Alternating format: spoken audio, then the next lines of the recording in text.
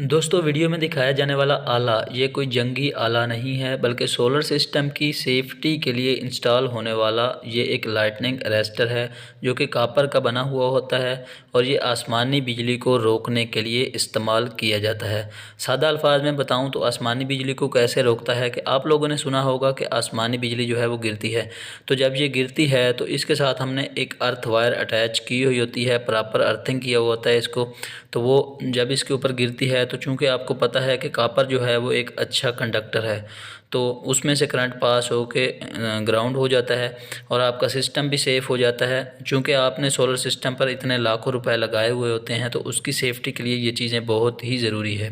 ये देखें, ये हमारे अर्थ की वायर है, इसको अभी हम इसके साथ अटैच कर देते हैं ताकि अगर कभी आसमानी बिजली गिरती है तो वो फ़ौरन सीधी ग्राउंड हो जाए और हमारी बिल्डिंग भी सेफ़ हो जाए और सोलर सिस्टम भी। चैनल को सब्सक्राइब कर दें। बहुत शुक्रिया।